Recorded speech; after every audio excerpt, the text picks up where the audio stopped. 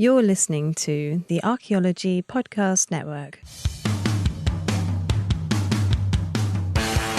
Hello and welcome to the Archaeotech Podcast, episode 69. I'm your host, Chris Webster, with my co-host, Paul Zimmerman. On today's show, we talk about digital field site recording again. It, like drones, is a rapidly changing space, but we have requirements and suggestions. Let's get to it. All right, Paul, welcome to the show. Hi, Chris. How you doing? Pretty good. So we're both probably a little crazy right now. I didn't even look to see what day this comes out. I have no idea what even day it is today, but might be our last of the season of the year, right? I'm sure it's our last recording of the year, yeah. And I think this comes out next week. And for those of you listening, either in the future or whatever, we're recording this like 5 days before Christmas, 2017. So, everybody's a little crazy. But I figured since, it's pretty much Christmas for everybody that's what celebrates that, and, presents or gift giving and things like that, that we would try to gift the archaeological Archaeotech audience one more time talking about field site recording forms. I don't know how many times this has been mentioned on the Archaeotech podcast, but if we were keeping track of these things, not enough. However many times, it hasn't been enough yet. Well, I mean, the simple fact that there isn't something you can point to, like when I say, are you going to record submeter coordinates? And you say yes. And I say, what are you going to use? You're probably going to say a Trimble, right? You're probably going to say Trimble as the brand name. Even though other things do it, you're going to say Trimble. It's our go-to device for doing that. But if I were to say, what are you going to use to record your site with, your field site forms and your field site data with that's not GPS related, what are you going to use to record that? You asked 100 people and you're going to get 100 different answers. Well, no, you're going to probably get 10 different answers, but 90 of them will be paper. And 9 of the 10 will be problematic in the extreme, I think. Yes. And I think I want to get this. We've got some ideas and some things we want to talk about on this show, but just because you said that, I think I want to get some of the really problematic things out of the way right away, because I ran a poll, and I really should have pulled those results up had I thought about this, but I ran a poll on the Archeo Field Text group on Facebook about a month ago, I guess, and I said, what are you currently using in the field for digital field site recording? Not what have you used in the past, like what are you using today? If you were to go do a project right now, what are you using? And the number one answer of probably about 30 answers, I think, was fillable PDFs. Really? And we've talked about fillable PDFs before. Now, two things I got to say about that. One, I totally applaud people that even first figure out how to make a fillable PDF, and second, said they thought far enough ahead and said, you know what, I need to be recording digitally, and this is the only thing I can think of to do right now. I feel like the tech industry has failed them in not giving a better solution, but I applaud them for at least not using paper and thinking this is a good solution. It's still a paper paradigm. It is. It cuts out a step of.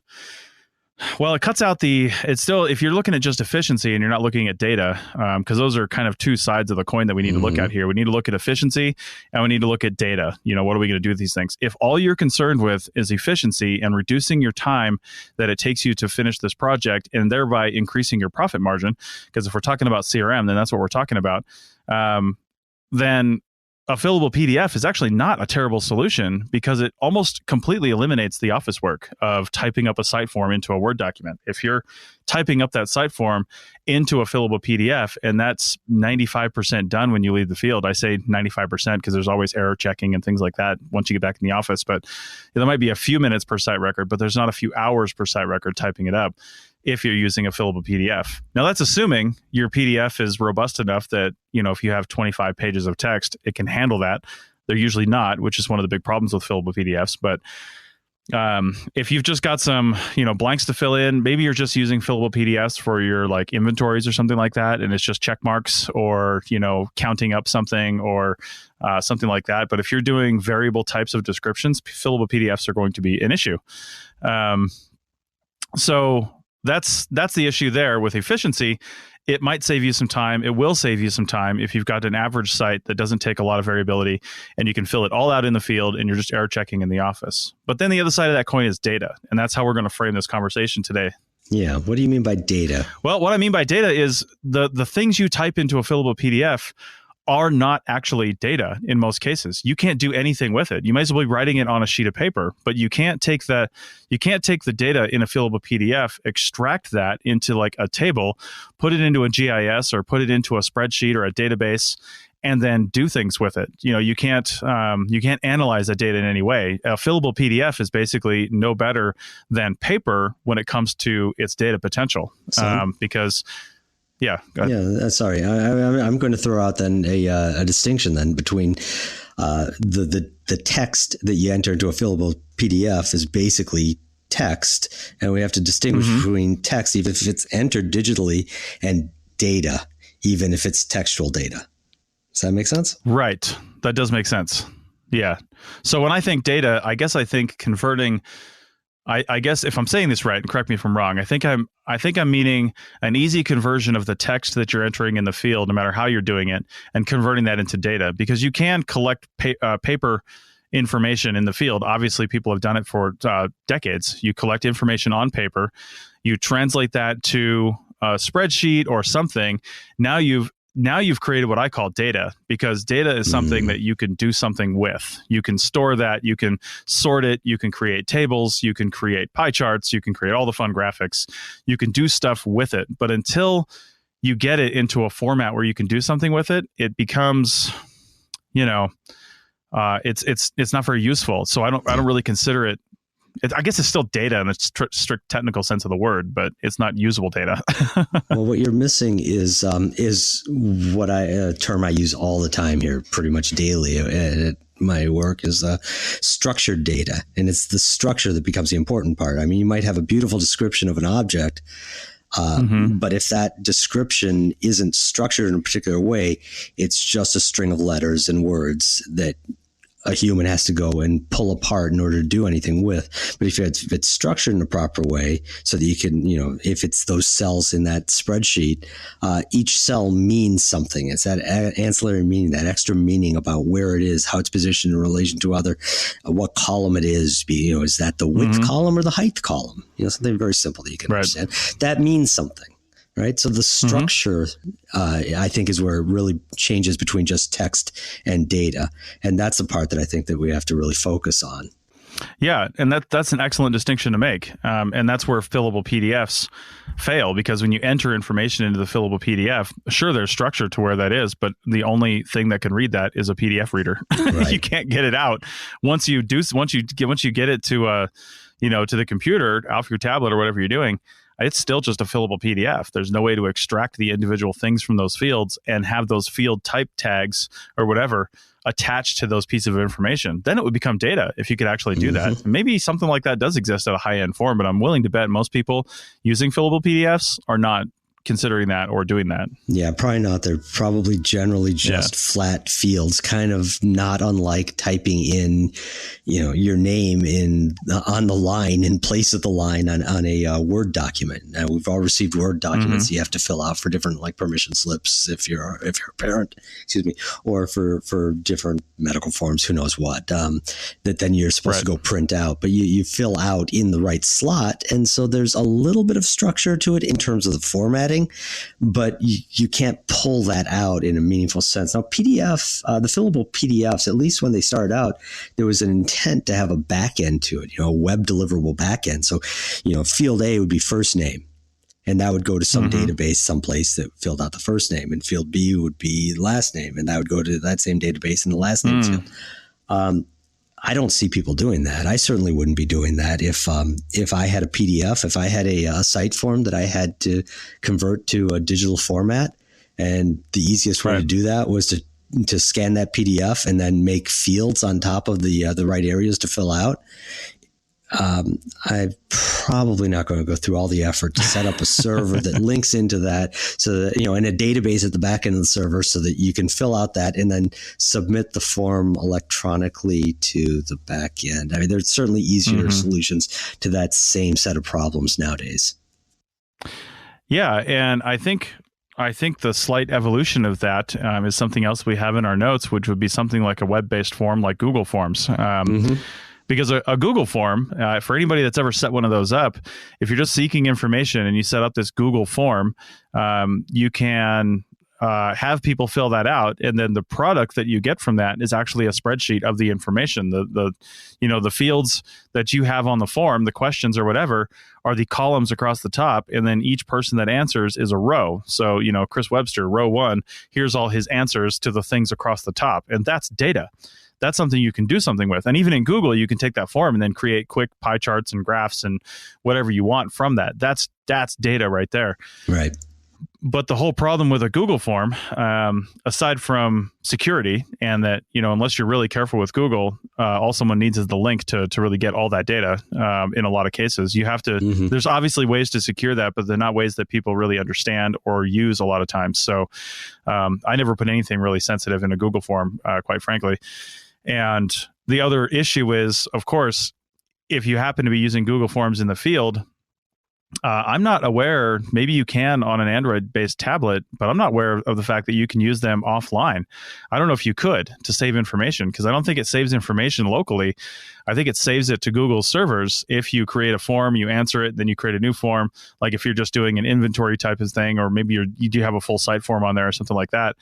I don't think you can use them without internet service. So if you're in some place like pretty much all of the West Coast out in the field, the western half of the United States, the Intermountain region, you're not going to have cell service out in the field in a lot of cases. And I'm not sure you can use a Google form on any type of tablet in that case. Do you know about any of that, Paul? No, I don't. I know that Google Docs and Google Sheets, you definitely can use in an offline mode. The forms, I haven't actually tested that, so I don't know. It would be fantastic if you could. But another thing with the forms, Google Forms in particular, and I'm sure there are other similar sorts of products out there, is that your form is one form. Right. Say you've got a sheet, on your project, you've got one sheet for each artifact that you're finding. Right. You wouldn't have that option. You would have the one sheet. You would have to then go and make another whole sheet to fill out object 2 and another whole sheet to fill out object 3. So even if it is usable in an offline form, it's not geared toward that. It's geared towards getting survey data, about an individual, about things that they're doing, that sort of thing. It's not about doing, 20 object forms because those are the 20 objects that you found on a particular site. So, it's maybe not the best solution in and of itself, even if it can do offline mode. But that offline online distinction is another important part that we're looking at here, because again, I've mentioned this before, is that we're used to being online all the time at home, at work. And most of the software developers are similarly used to being online most, if not all the time. But we as archaeologists have to deal with those cases where we're offline and have to be able to deal with intelligently having our forms and our resources and whatever else available offline, and then being able to sync it back up to some centralized repository or server. So again, Google Forms, I don't know that fits the bill for that, but there definitely is a space there. It's not just archaeologists. I'm sure anybody that does any kind of field work has the same sort of sets of problems. Yeah, I'm sure they do. And if we're talking about the two sides of the coin here, usable like raw data for other things and efficiency, I feel like Google Forms, if you were to able to use those in the field and it did work the way we say we want it to work, that it kind of ticks both those boxes in a way. It's not very convenient. It's a little clunky, but it does tick both those boxes. The one box, the third one we'll introduce, which is security, as Paul mentioned and as I mentioned, it's not like uber secure in the way that you're going to use it. So the next logical question, and I feel like 14 minutes into this podcast, we should explain what the hell this show is about, because what I'm trying to cover here is this is really for people who, two types of people who want to record digitally in the field, and there isn't an off-the-shelf solution for you right now. The people that are like, how do I do this? Where do I go? I feel like we're trying to go through the thought process that someone would naturally have. They'd think about a fillable PDF. They might think of Google Forms. I think the next thing that people would think about, because I did see this as an answer on the poll, and I know people that are actually doing this in the field right now, which is, and this is a logical solution too, at least here in Nevada, is to just use a Word document in the field, whether that's on some sort of robust, I know, I know. Whether that's on some sort of like field computer or some sort of tablet or something like that that's running Word. I've seen people do that. And that is, I can't fault people for that. That is a logical solution, because what we do typically here in Nevada, and I know in California, is you have your printout of the actual site form. It's just a printout of the Word document or PDF that the state issues, basically. You write on that, and then you go back to the office, you open up that same Word document, and you type everything into it. So it would be logical for someone to think, well, if I just brought that Word document in the field, I could avoid the paper step and type right into it. But again, we're going to have the same problems as a fillable PDF, except we're going to have more problems. First off, it's not data. You're typing your words next to other words that are the same words on the page. It's just words on a page. You can't do anything with it once you get it in there. Maybe you're not concerned with that. Okay. It is relatively secure if it's just a Word document locked on your tablet, as long as you keep all that in-house. So there's that. Yeah, it's not shared across the web. Right, exactly. So if you upload that at the end of the day or something to your servers, then you're probably okay. But it's not super efficient. And you might think it is because you're cutting out that step and you're just typing it into a Word document. But if anybody's ever tried to type anything into a Word document and they didn't have like invisible characters turned on and they hit enter key and it all hell broke loose and they don't know what the hell's going on, try doing that in the field in a wind when you've got your crew chief saying, "Are you done yet?" And you just destroyed the formatting on this Word document and it all went to hell. That is a pure hell in itself, which actually brings up another problem that all of these things we've talked about have together, which is when we go in the field, a crew of 4 typically here in the West, we'll have features to record, artifacts to record, site information to record, just basic site information, and then GIS information. That's typically why we have a 4-person crew. The crew chief will hand out the paperwork for those different things, unless people have the blank ones with them. You'll have artifact logs, you'll have feature forms, and you'll have the site forms for the basic site information.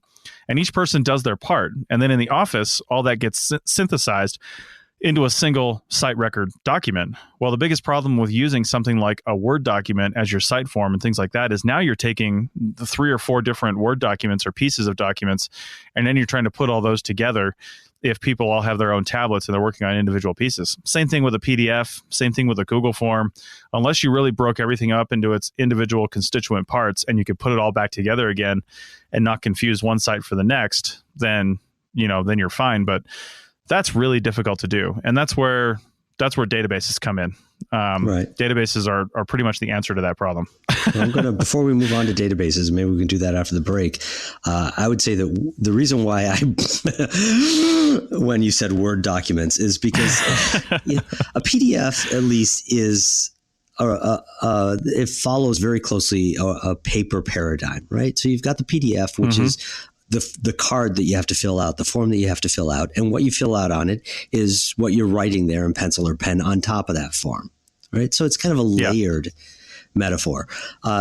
Word document, it looks like it's paper, right? You're going to print this out at the end, presumably, but you're actually inserting the text into it, right? So it's so easy to screw up the formatting. Which is the real advantage, more so than anything else, of having paper, is that you can really strictly control the format of the display and of the information that's on it. And as soon as you go to a Word document, you kind of have the illusion of that, and that illusion can be burst, just by the slightest, you accidentally hit tab, you accidentally hit return, there's your field that you have to fill in. You've got a little more data that can fit into that line that they gave you, and it pushes the next line down and everything goes to hell. So for me, it's the worst of all worlds. Every year we get a document over here from our lower school where they have all the teachers in the classrooms and the new teachers, and everybody's indicated, it's all a Word document. Everybody's indicated, by a little asterisk or a little plus or a little something next to their name to indicate that they're new or they've changed what room they're teaching in. And it's just a horrible document. And I don't even have Word on my main computer because I hate that program. Yeah. I know. And so I open it up in LibreOffice, and then the formatting screws up. And so they've spent a lot of time to make sure that it shows up just on one page. And I open it up, and it goes to the second page. Mm-hmm. And I cringe every year when I get this. I'm just like, why don't you just send me an Excel file? If you really want to use Microsoft products, that's fine. Send me an Excel file with everybody's name, the room that they're in, and another field that says new person or changed room. And I'll have it as data. But yeah, that use of Word documents for collecting data is the worst possible way of going about it, I think. So if any of our listeners are thinking about doing it, please save yourself the problem. Print that Word document as a PDF and turn that into a fillable PDF as the very minimum, because at least you're doing everybody else a service, including yourself, when it comes time to assemble those to put into a report. I mean, it's not very user friendly, but at the very least, type into an Excel document. Just create the data. But people don't do that because it's not pretty. Well, it's not that it's not pretty, but it really isn't user friendly if you're trying to find a certain column and entry and where do I type this in, and it's just a pain in the ass. We're visual people, right? We'd like to see things laid out in a visual way. So. Well, a big part of that, I think, and I definitely was talking about this here, and we'll get to this after the break, as you said, database-driven programs. And I think that we as archaeologists and anybody that does any kind of data collection has to think about the difference between data in and data out. And that Word document, that PDF, those can be great for data out.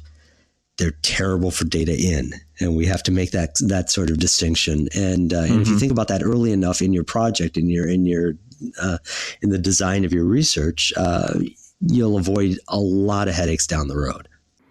Indeed, yeah.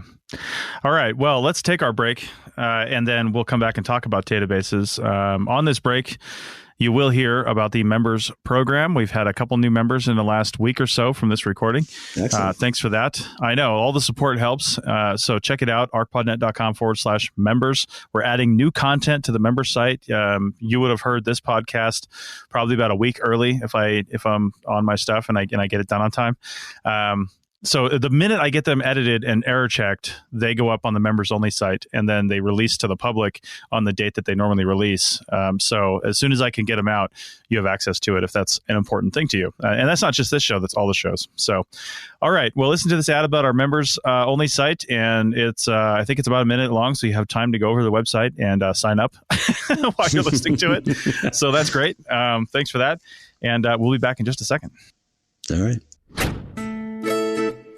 This network is supported by our listeners. You can become a supporting member by going to arcpodnet.com/members and signing up. As a supporting member, you have access to high-quality downloads of each show and a discount at our future online store, and access to show hosts on a members-only Slack team. For professional members, we'll have training shows and other special content offered throughout the year. Once again, go to arcpodnet.com/members to support the network and get some great extras and swag in the process. That's arcpodnet.com/members. Okay, welcome back to episode 69, and we are talking about digital field site recording, and this episode is for all those people that want to do this but don't really know what they're looking for. I'm trying to go through this order of progression from the things you might think of to the things you probably should be looking at. And also, this is really handy for anybody out there that has app development chops and can maybe produce something like this, because as we'll find out near the end of this segment, there aren't a whole lot of options out there. And as we said at the beginning of the last segment, if you were to ask a bunch of people, there isn't a standard answer for the answer to this question. I don't think that one company needs to monopolize the industry, but that isn't even an option right now. Nobody's even remotely, carving out a tiny little niche of the industry right now. So, but we'll get into that later. When we ended the last segment, we were getting into really the culmination of all these different technologies and what you really should be looking at, which is a database application.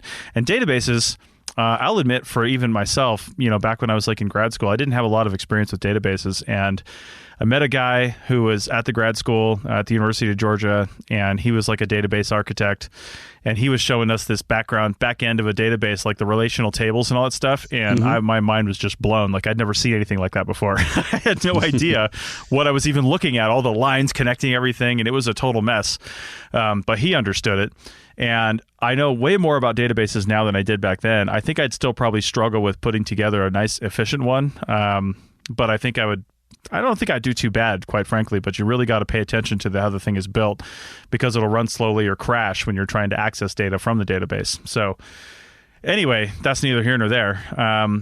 Basically, what we're talking about here, though, is using something with relational tables, and really that just means that tables relate to each other. I mean, really, to break that down, and having that as your underlying architecture. And the biggest reason for that is flexibility. You want to be able to display different things on your screen, and the way to do that is to be able to call them up from tables that are stored within your database. And then not only that, but as you record new data, those are stored in tables that the database creates, right? The database creates these tables that you store your new data in, or the data that you're recording.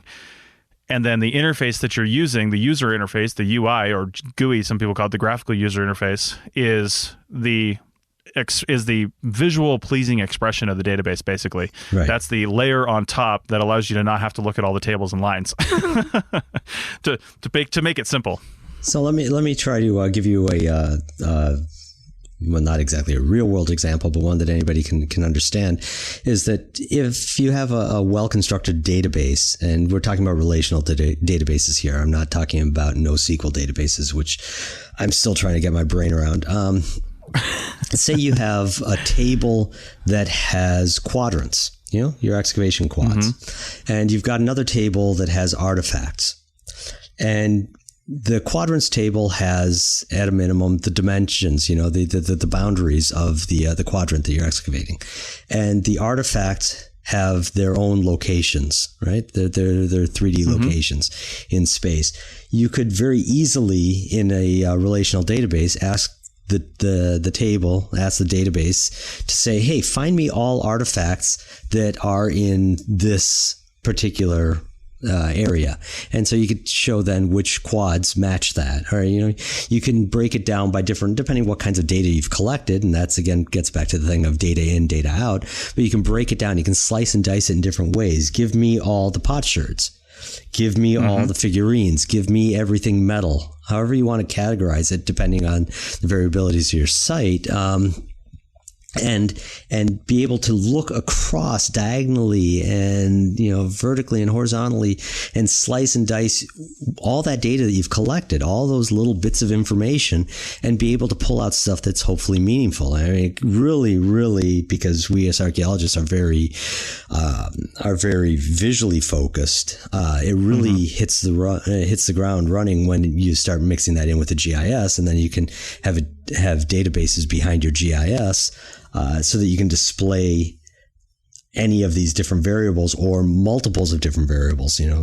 Give me all the metal objects that are figurines across the site and display it there. So you get this way of like querying, which is a big part of SQL.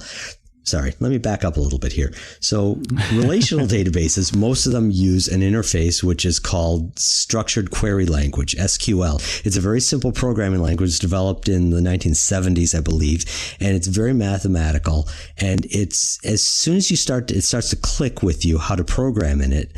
You can use it with different kinds of database backends, and then you can transfer it. The difference between Postgres and Oracle and MySQL are really just differences of dialect. So, you learn one, you can kind of tweak it a little bit and rewrite the query for something else. But you learn ways of then interrogating your data and cross-cutting it, asking all these strange little questions. And then one question leads to another, and you can slice it a different way and slice it a different way. But you're only ever able to do that if you first entered your data into that database in a nice, structured, sensible way. And so that's where I get really, that's why I'm so adamant about not using that Word document, but would much rather have a nice front end be it a web browser interface, be it Tapforms, be it Codify, be it WildNotes, be it anything else, FileMaker, that structures your data as it goes in. So that way you can pull it out in really interesting and meaningful formats. And that is the key, be able to enter it in an easy way and be able to extract the information in an easy way and then to store it so that other people can do it. That's the nice thing about a database. Is, as scientists, you're always trying to create something that is reproducible. That's the hallmark of good science, right? Somebody should be able to look at your data, your raw data, and produce similar results. Well, one of the best ways to be able to do that is to store raw data. If I go to look up a site at the BLM right now, and I go back and I find the original CD that's buried in with the report in this BLM file cabinet, I'm more than likely not going to see any true data on that CD. What I'm going to see is a PDF of the report. I'm going to see PDFs of all the site records, and I'm going to see the photographs, and I'm going to see the GIS information, the GIS files, but it's basically just the shape files that represent the site, the points, lines, and polylines, but not real data. So if you collect that information as data, then you can link your database. Once you get all this information out of your tablets, you can link that database with your GIS. And then now when somebody opens up your GIS for your report and they click on that artifact, they actually see the data that you collected with that artifact, or they see the data you collected with that feature, the description, the whatever fields you set up that you want them to see. They should be able to see all that, and that's really just linking one to the other, and that's not that hard. No. That's actually kind of easy. That GIS is designed to be able to link to a database. And that's the greatest thing about it. And the other thing a database gives you is when you have tables that are talking to each other, these relational style tables, you often have, and Paul, I'll get the term wrong here, and maybe what I'm trying to get at here, but there's usually, I think it's like a key field or something like that, the field that links those two tables together. Yep. There's something that gets you from one table to the next, right? Well, that term can be something related to, now if you're really going to build a database and you got some crazy database architects out there, they'll have their own things that help all these go together. But where this comes in handy is, let's say that term is just the site number that you created, okay? That's the field, and the field is probably site number, and then the site number is whatever you typed in, and that links it to the other tables. Well, if you have that, and you've got 4 tablets out in the field, and you say, you record artifacts, you record features, you record site description, and you record whatever else there is, and you all use the same site number to start with, and all your tables have the same site number at the top of it, then once you bring this all back together in the office, your database ought to be able to put all that together pretty easily and bring all that stuff back into one site, because they're using that key cell in the table, that key line in the table or key row, to be able to link everything back together. And then you can work on export depending on what you're doing. You can export that into your GIS. You can export that into however you're creating the final, Word style looking PDF of your site form that the agencies require. So I'm looking forward to a day when the agencies don't actually require PDFs of forms anymore. They just require data. They just require the database, because there really is no point in giving them the site form anymore. It's really a holdover from just typing up site forms, right? I mean, there's no reason for them to have the PDF of that. It really should just be data, and then give them the report. If you want to pull up the site form, well, that should be in an interface that they have either at the office or that's online, and whatever interface you're using pulls the data of that site into whatever graphical user interface you want to use, whether it's a map and you're looking at individual things, or you really do want to see it laid out as a site form or something like that. But we need to think beyond the paper and stop limiting ourselves to that format. That's one thing I did when I was consulting with Codify, is I was trying to get us to think beyond the paper, because a lot of solutions up until, well, now, quite frankly, are what I was calling paper on glass. It's really just the paper version. That's what a fillable PDF is. It's paper on glass. Absolutely. It's the paper version on glass. But we have, billions of dollars behind this technology, for whether it's an Apple tablet or a Samsung tablet, it doesn't matter. There's billions of dollars behind these technologies, and yet we're still trying to put a fillable PDF on there. Let's think beyond that, beyond the interface, and figure out the best way to actually most efficiently record stuff in the field. What would that look like if you had an unlimited, design aesthetic, and you didn't have to constrain yourself to the paper. You just have, the best way I was thinking about it is I would cut up a site form and like physically cut up the paper and just lay the fields in front of me and say, how would I want to see these filled out if I'm, laid out? If I'm actually just doing this in the field, how would I want to see that laid out in front of me on a tablet if I didn't need it to be a sheet of paper? What would I want that to look like? And think beyond 2 dimensions too. Think 3-dimensional even with your interface. I'm digging down into the site. Why not have that be a 3-dimensional representation? We were thinking about all kinds of crazy stuff that never came into fruition, but that's what you have to think with this new technology is let's get ourselves away from the paper and into something like that. So yeah, and as long as you're collecting those data in a structured format, you really can think multidimensionally. It doesn't just have to be 3 dimensions. Think the 4th dimension, time. I mean, we're archaeologists. We deal with time all the time. Nope, joke meant there. We deal with time all the time, and we think in the 4th dimension frequently. It's really important. Do I think that this is pre-Islamic? Do I think it's Islamic? That matters as to how I'm going to interpret this site. Maybe more, maybe less, depending what the object is, depending what my research questions are. But it's a critical part of what we're discussing here. I'm going to add before we talk about some of the possibilities that we can open up is that when we're dealing with database-based programs, we also get 2 really big features that are critically important to our later research that you don't get through something like a fillable PDF, and you definitely don't get through a Word document, and absolutely don't get on paper. And this is a huge advantage, is you get data integrity, and you can also get standardization. And what I mean by that, data integrity, we've all been familiar with, you fill out a form on the web and it asks for an email address, and you can't hit go until you've put an actual, paul@lugal.com, and you've got that at. I didn't accidentally, hit the exclamation mark there. It won't let you go. That's data integrity. It makes sure that what you're putting into it, it asks for a dimension. What are the linear dimensions of an object? And you put in 23A, and it says, no, that's not actually a linear dimension. It's like, oh yeah, 23 because it's 23 centimeters. Something like that. You can check for that sort of stuff when you're dealing with data as data. And then standardization, and that gets partially to what you were talking about with the key fields in the databases. So, basically what you can do is you'll have table A and table B, and let's say that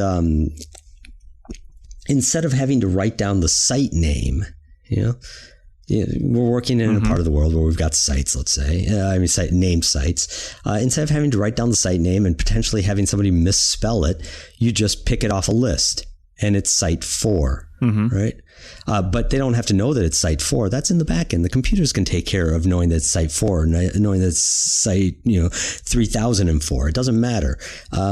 The site, it gives you the name that you can read, and you can pick the right one off the list. And so that's the standardization part, So you and I both go out in the field, and we both fill out our paper forms, and you're a good speller and I'm a bad speller, and you spell the name right and I spell it wrong, and somebody else takes it. We hire some temp to, type in all our paper forms, and they just do it verbatim. And now if you want to search for, the name of the site, they'll only get the ones that you spelled, because you spelled correctly, that you filled out that you spelled correctly, and they'll get all the ones that I did won't show up because I misspelled them consistently. Well, you can standardize that through database collection, through collection of data with a database backend by presenting just the right answers to the data collectors, the right possible answers, so nobody's going to do a typo. And that is an enormous benefit going forward. So I just wanted to put those 2 things out, the data integrity and the standardization, and they're linked, they're joined at the hips. But they're really important for the data back out. They improve the data in so that the data out is also improved. That's an excellent point too, because that's one of the things we were working on at Codify was creating kind of a standard, not a standard site form for the United States. So I don't want people to freak out. They love their site forms and their particular layouts in different states. However, a standard input method for sites. And the way you do that is with a relational database. So if I tell the database I'm working in Nevada, or I tell the database I'm working in California, the tables that the front end I record with records into are for those particular state systems. So when I export as those site forms, they look like they're supposed to look. But the simple fact is, you can have the same type of field on 50 different site forms from 50 different states. It's the same data that you're entering in, but they all call it something different. So, having that standard entry format is a way to go. Now, that's how we were trying to think of Codify, and I don't know if they're still doing that because I've been with them since May. So I don't know if they're still doing that. However, DINA, the Digital Index of North American Archaeology, they are doing sort of the same thing, but the other direction.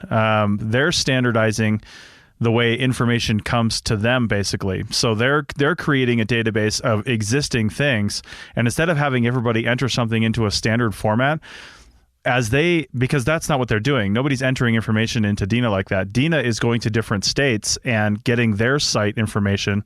They'll take a look at one of their site forms and say, okay, this field on your form maps to this place in our database.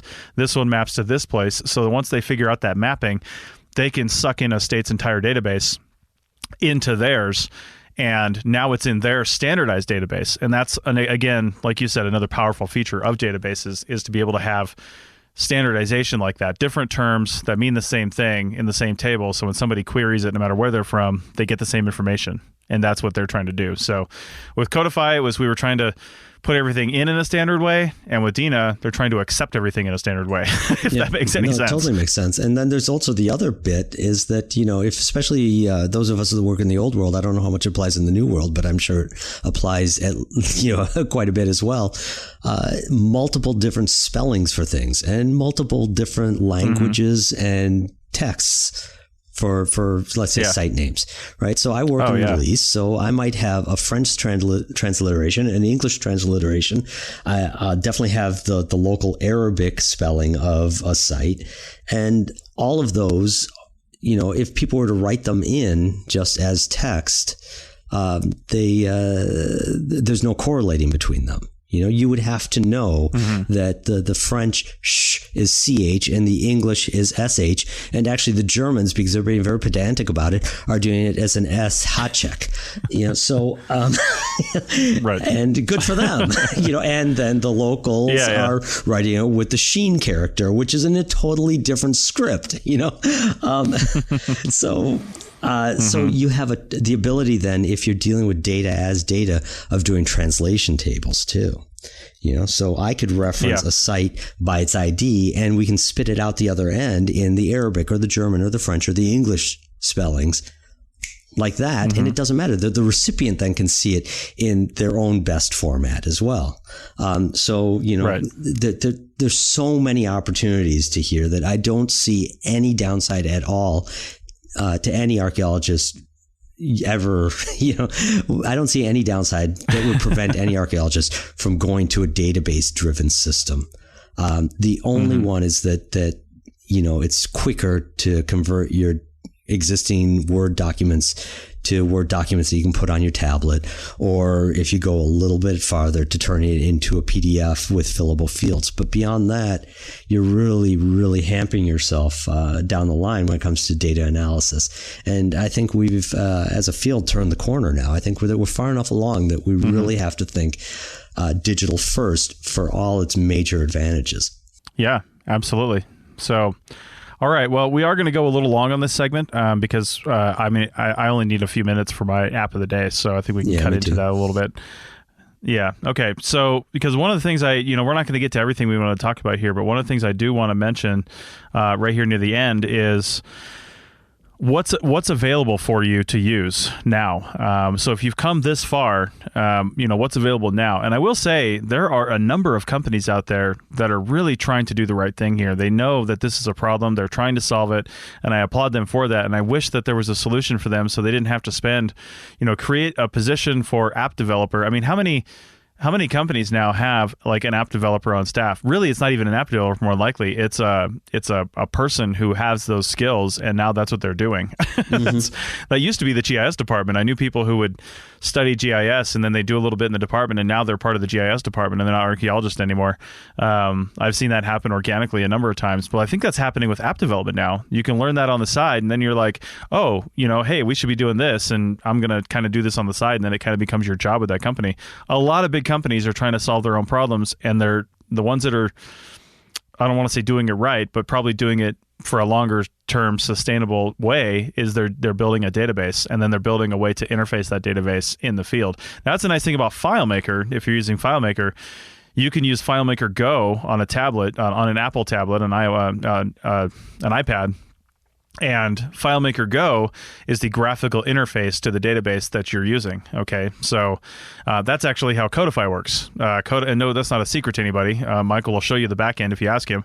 Codify is built on FileMaker, and the interface that you see is the graphical interface that FileMaker allows you to do. And then you download that FileMaker Go app, you access the database, and a lot of people are doing that, and a lot of programs, a lot of academic stuff across the country, they all kind of go to FileMaker because it's a really good, easy-to-use database, and then they build this interface on the front end for them to use.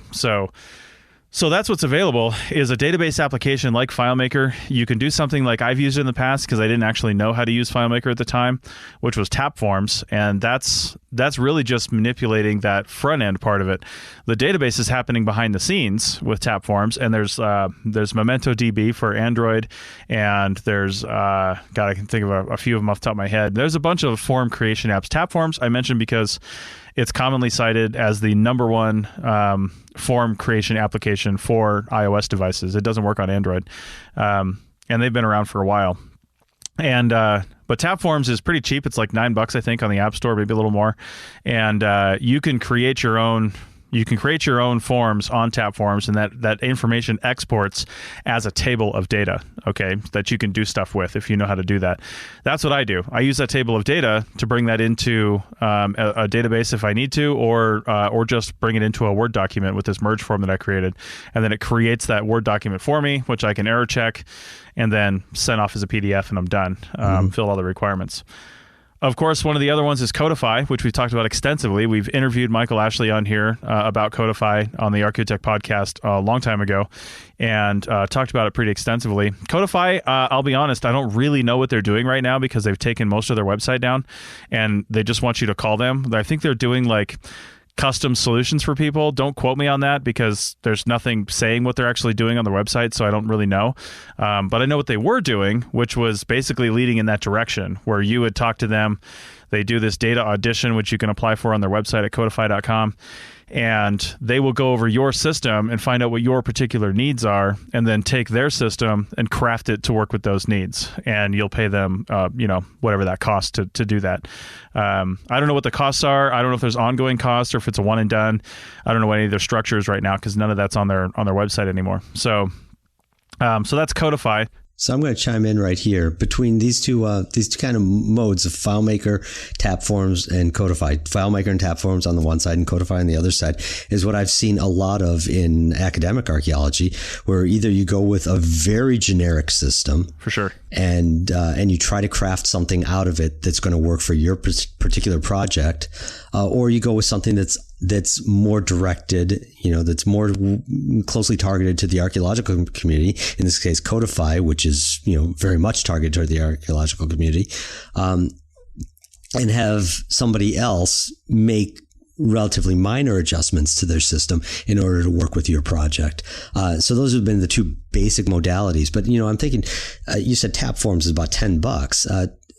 If you're not collecting data digitally yet, do yourself the favor and just download that and play with it a bit. It might serve your needs fairly simply if you find that it's limited in some way, or you find that you need to go a little beyond it, or you need a little extra assistance in getting up to speed. You're only out $10. What's your time worth? Then you can look up to to other kinds of products that are going to be more crafted by somebody else for you, which is going to be more expensive, obviously, but But again, what's your time worth? What is a normal archaeological project cost? I was talking to a friend of mine, and he was telling me that his relatively minor excavations in Turkey cost $250,000 a season. Oh my God. Yeah. So that was exactly my reaction. My God. So that $10 or the $1,000 that it might be to have somebody else, take that $10 product and make it work for you, or I don't know what Codify's price structure is like, so I can't comment on that. I don't either. It is still just a fraction of that overall operating budget. But again, if you're collecting the data properly and you're collecting it as data digitally at the start, it's going to make all that analysis and all that publication down the road so much simpler for you. It's going to save you hundreds, thousands of hours, years down the road. Maybe not in the CRM field where you're not dealing with things generally over the course of decades, but certainly if you're doing it on an academic project where you're going year after year, group of undergrads after group of grad students to the same place, it's going to pay off down the way. You owe it to yourself, you owe it to your project, you owe it to other archaeologists and everybody else that's interested in that data, which frankly is why we're doing the work, to do it right from the get-go. So, take a look at that. Right. Yeah, I wasn't really going to mention this, but since you kind of brought it up and threw out some crazy wild numbers, I will mention it. I've been kind of off and on for the last, 5 or 6 years. Again, I don't really promote this very much as a service, but I just did one a month and a half ago for a company that found me online at DigTech. What the hell's my website? digtech-llc.com. I have a thing on there where you can, I build tap forms for people. I have a lot of stuff already built that I'll sell you, but if you want some specific stuff, and it's $75 an hour, and I can do your standard one-page form in that hour and create a Word merge document for you. So I'll tell you what, if you want to go digital site recording and you have no other options right now, and maybe you even bought some iPads or you want to buy some iPads, or you can use them on your phone, your iOS device or whatever, $75 for a form like the one I built for this company just about a couple months ago was a shovel testing form. And I already had a shovel testing form, but I customized it a little bit for them. They had some extra fields they wanted in there and sold it to them. It was a straight $75 because it was 1 hour worth of work. And I'll tell you what, if you've ever manually entered shovel testing data, then you know what it's like to shove a pencil in your eye because it's terrible. and that's all. And there are no forms for shovel testing. I mean, people create forms to collect the data, but there's no state forms for it. So it really just goes in as a table in your report. So you're actually just trying to collect data about shovel test. Why not start that way? Why not start with data? And that's what I created for them with tap forms, was a way to just collect the data. And now it's a simple one-button export, and their table's done. Their table is completely finished. They can drop that right in the report.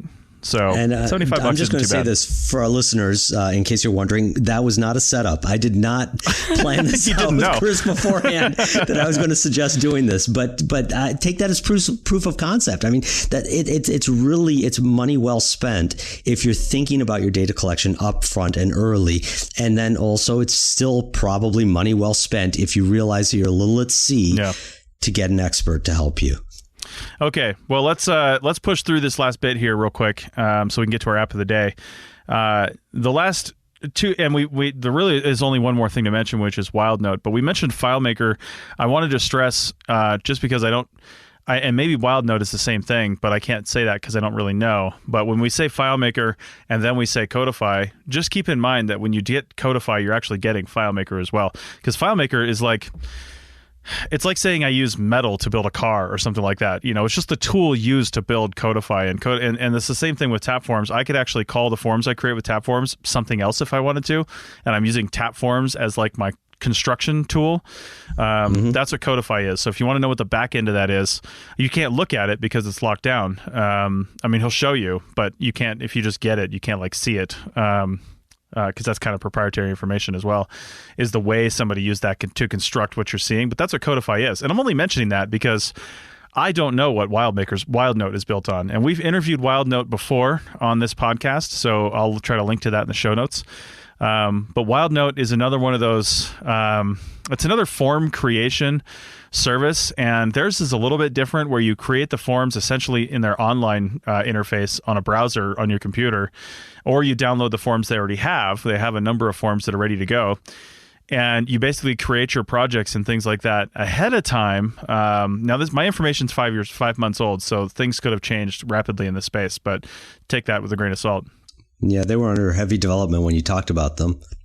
Oh, yeah. I mean, everything's fluctuating, so who knows what they're doing right now. But essentially, it was their built-in forms, or you could create your own with their own fields to build them all in, and then basically sync your tablet to that online account that you have, and now you can go use those forms in the field. So it's kind of the way I see it is it's kind of a hybrid between Tapforms and Codify. Essentially, it's doing that thing. The biggest difference with this one, which is why I really like what they're doing, because this is the solution I've been looking for, I feel like, my entire archaeological career, is it's something you can buy that's off the shelf. You can just, if you already have the tablet, and I think they might even be into tablet rentals, but I'm not really sure, but if you already have the tablet, you basically just download the app, sign up for their service, pay a monthly fee that's ridiculously cheap right now, and you're done. You know, you pay it for it by the month for as long as you need it. If you only need it for this month, then you use it and then you get rid of it. If you don't work over the winter, you don't have to pay for it over the winter. So, that's nice. Yeah, and you get all your data out, and you're done. You know, you don't have to worry about it. But even if you were paying for it, like I want to say it was like $25 or $30 a month when I looked at it last. I don't know what it is now, but that was ridiculously cheap when you're looking at saving, potentially hundreds of hours, at least dozens of hours in the office. And if you calculate that out by the $50 to $100 an hour billable rate that it takes somebody to type all that stuff up, I mean, you're saving a ton of money, and it's a no-brainer to pay that much money to get that kind of service. So anyway, hopefully there will be more from WildNote in the future, and hopefully Codify. We can get more information from them in the future as well. I don't know if their website is under construction or what they're doing, but I look forward to finding out more about what they're doing in the future. So anyway, I think that's all we have time for. Paul, do you got any final remarks on databases or anything you want to mention before we close this out? Yeah, the one last thing, and I'm not going to go into this because it's another full episode probably, is that we've been talking about textual data here. Right? Yeah. Numbers and text. And that's just one kind of data. Archaeologists, again, we're visual. We've been taking pictures and doing drawings of our data ever since archaeology has been archaeology. And we have all sorts of new ways of incorporating those, as well as 3D and different kinds of sensor data on down the road, different non-textual data into our reports, into our data collection routines.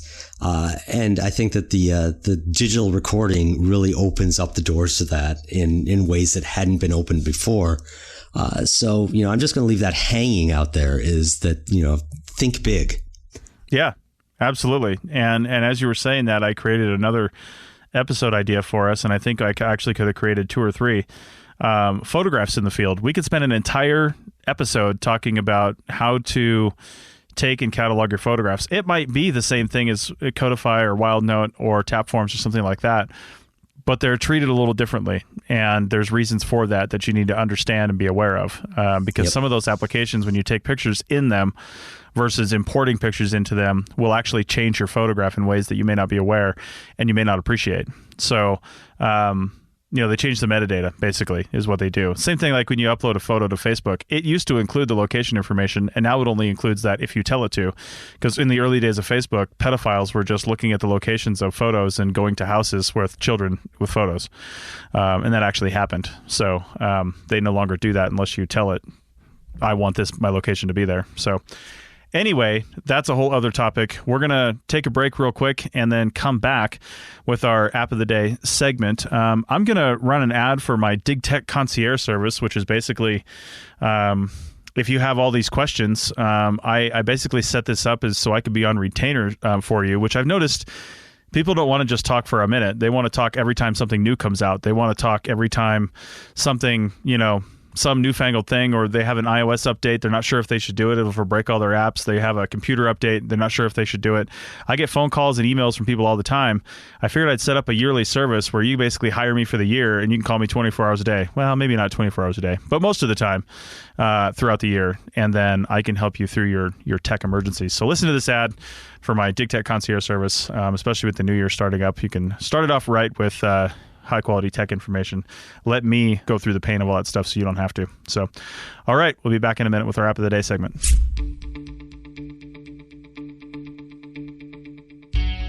Hey, podcast listeners. Do you find yourself wondering what the latest tablet or smartphone could do for your business? Wonder what GPS to pair with your device? Just trying to figure out how to go digital in the field without breaking the bank and or making a bad investment? Or did you find a technology company to work with but just aren't sure the questions you need to ask during the initial conversation? Well, you're not alone. There are literally thousands of tech combinations out there, and it can be really tough finding the right one for your business and your workflow. My name is Chris Webster, and I've been working in CRM since 2005, and I've been a tech enthusiast my entire life. I spend my time trying to figure out how to make archaeology more efficient both technologically and financially. No one is going to give you a big pile of money to do whatever you want with, so you have to make the most of what you have. The right gear can mean the difference between zero margins on that next project and an employee benefits package. That's where Dig Tech Concierge comes in. Let us be your technology guru.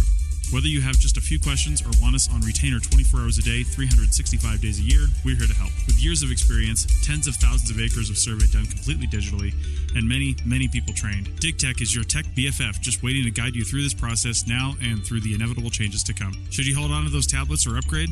What about the new operating system? Will it crash your apps, or can you go ahead and do it? We know the answers and can guide you to a profitable year. Go to www.digtech-llc.com/tech-concierge to book a consultation or book us for the year. The yearly retainer includes unlimited calls and support and company training on software and gear. That's digtech-llc.com/tech-concierge. And concierge is CONCIERGE. To get going and go digital today. Call us before you make any decisions. We've been there before. All right, welcome back to episode 69 of the Architect Podcast, and this is our App of the Day segment. Paul, what do you have for us today? Okay, so I've got one that I just downloaded last week. I was looking around to see if there's something that was interesting to me, and this one actually I could see having some archaeological use. It's called Sea Level Visual Clinometer. Sea level, it's a pun, SEE level, all one word. It's made by AppMaker, which is a one-man shop from Sweden. It's 99 cents. It's iOS only. And basically what it is it's a handheld site level. Nice. So, I in the field, I've actually used real site levels, physical with a spirit level inside and some mirrors and a low level telescope. I used them in Yemen when I was doing my dissertation research to try to get a sense. Where we were doing research, where I was doing my survey, is it's basically a canyon, and most of the sites are down on the bottom of the canyon, but there's some that are up on a ledge partway up, and so I'd go up and I would use it to see if the ledge across the way was at the same height, or and I'd take a protractor, literally a little plastic protractor, and take that site level and measure an angle from when I was standing up on top of a site on that ledge down to the ground to get an estimate of the height. I'd do a little bit of trig, pull out a pocket calculator because that's what we had at the time. We didn't have the cell phones, and do a little bit of trig quickly to find out what the elevation was of the site above the canyon floor. So this is interesting to me in that it basically does the same stuff without having to pull out your calculator. I'm opening up the app right now. It's got a couple different modes. You can use it to tell, for example, the angle, obviously, of the inclination or declination from horizontal of whatever it is that you're measuring, which is how exactly I used the site level when I was in the field. But you can also use it, so you open it up and there are, clinometer, level, distance meter, and height meter. So basically it's offering to help you do that little bit of mathematics that you would do on that I used to do on the handheld calculator. Clinometer will just give me the angle. level will give me something that's level. That's a basically it's like a bullseye spirit level. You can lay it on the surface and it'll tell you if something's level or not. That's not particularly useful to me, not in an archaeological sense.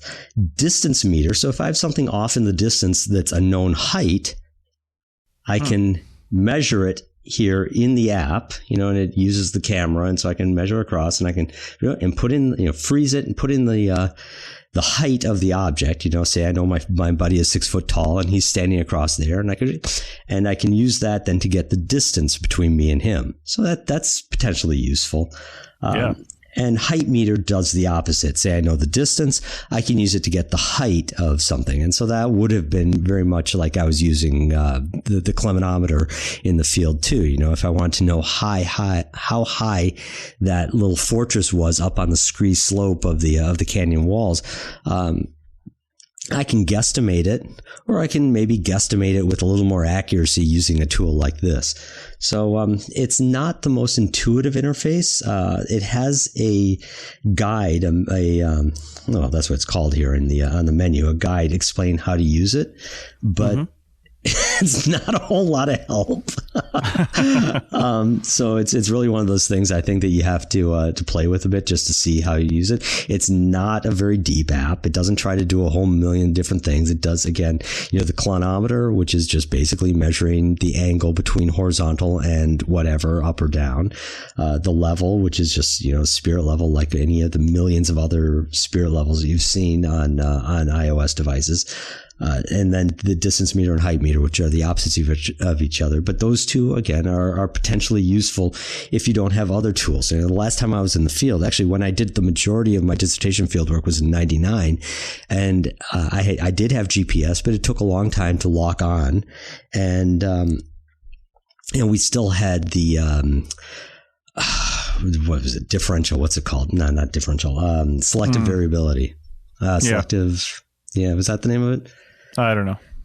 Something like that. I'm drawing a blank at the moment.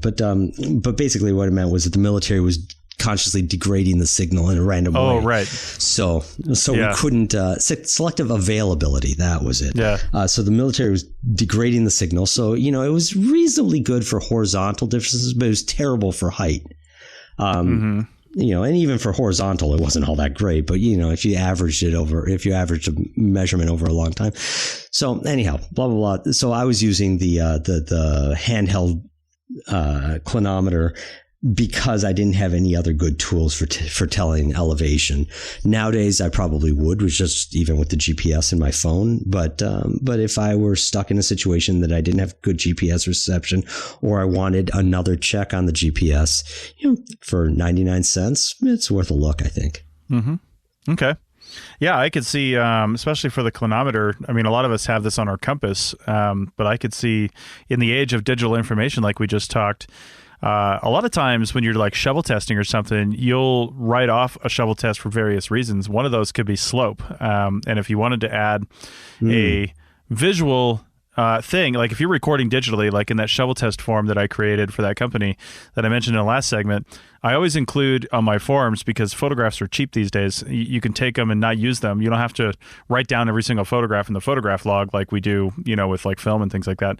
But if you use this app to prove visually that the slope is too high, and that's why you're writing this off. You can screenshot that once you have that in the picture, and then add that to the record. And then that can be like, oh, visually, yeah, that slope was too high. I can see that, rather than just writing it down.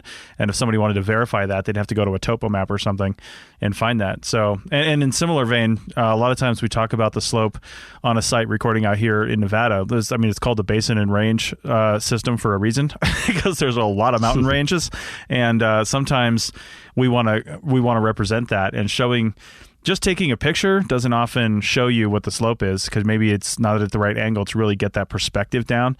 But if you had something that's not only has that picture in the background, but then has the visual clinometer on the front, and then screenshot that by using on an iPad, it's the home button and the hold button. Yeah, do the screenshot, and then this is pretty simple. It's got across the top it'll tell you the angle, and then there's a little grid down the reticle down the right hand side, and a bullseye in the middle. Nice. So you could absolutely take to level it out, take a screenshot while you're aiming down that hill, up that hill, and it'll tell you right at the top what the angle of the slope is, and you've got your documentation right there set.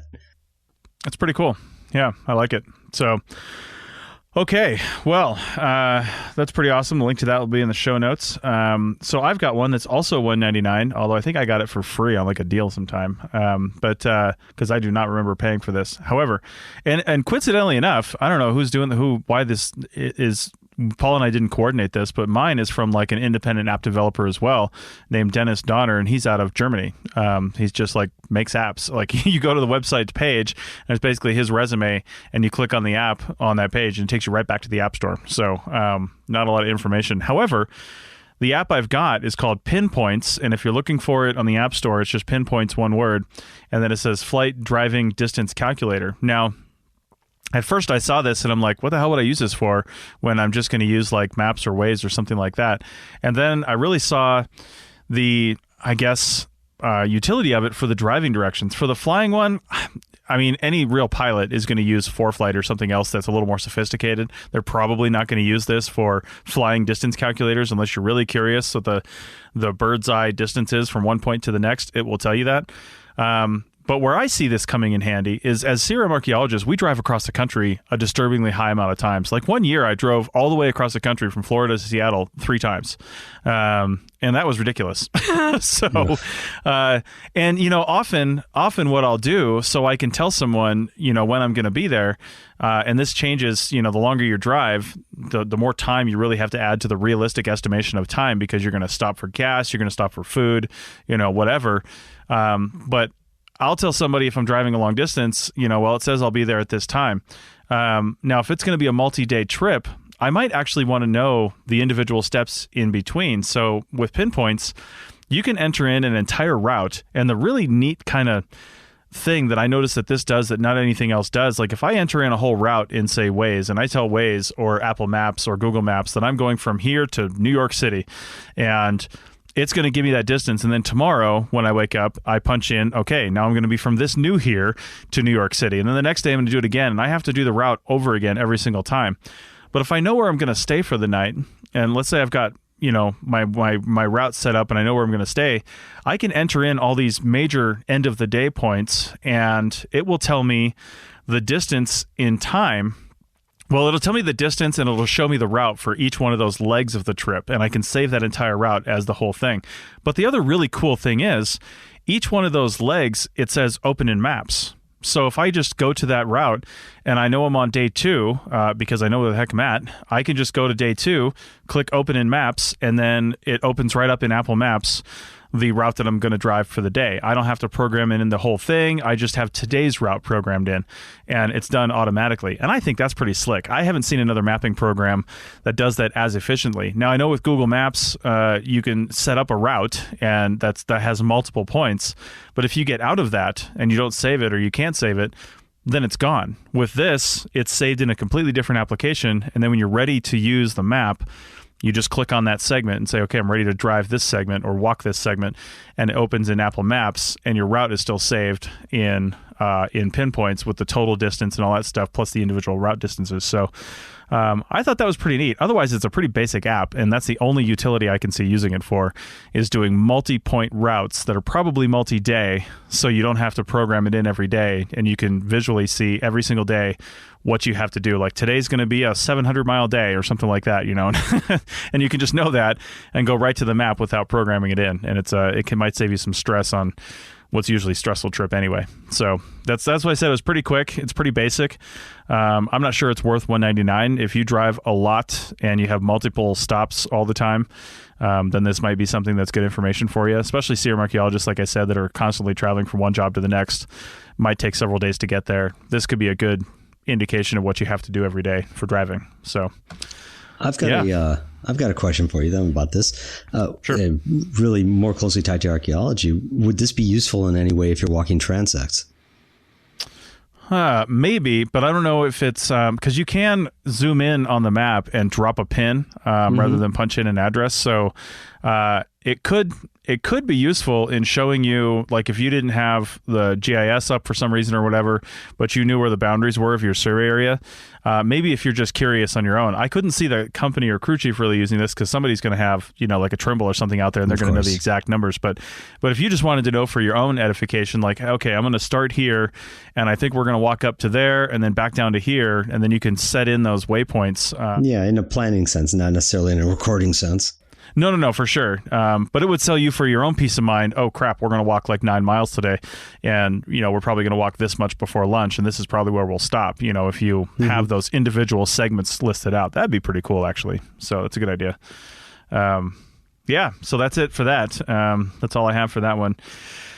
If you've got any app suggestions or things that you use, please let us know. Chris at archaeologypodcastnetwork.com, or you can tweet at ArchPodNet, or I'm at ArchaeoWebby. And Paul, you are at?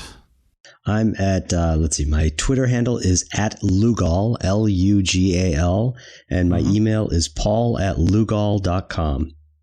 There you go. So contact us. Let us know what you think about the apps we suggest, and tell us about any apps that you love that you'd like to see us review on the App Store so other people can use it, especially digital site recording apps and things that have to do with that. I'm curious to see what people are using out there and what their solutions are. So I think that's all I have. Thanks for joining us, Paul. Thanks, Chris. And we'll see you guys next time. See you. Bye.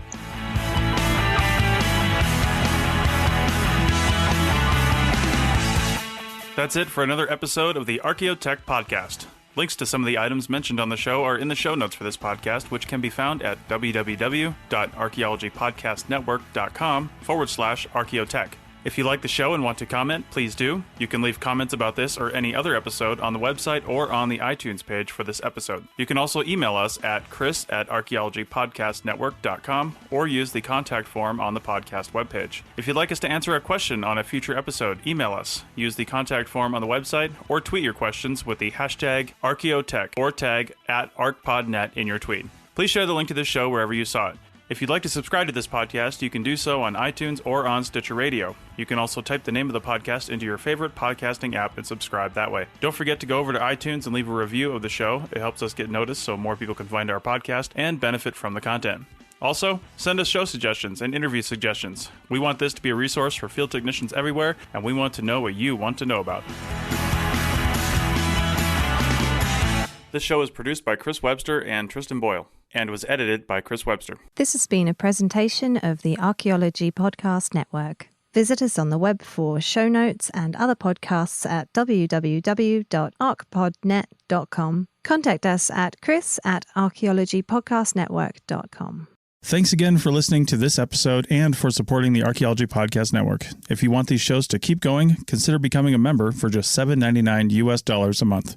That's cheaper than a venti quad eggnog latte. Go to archpodnet.com/members for more info.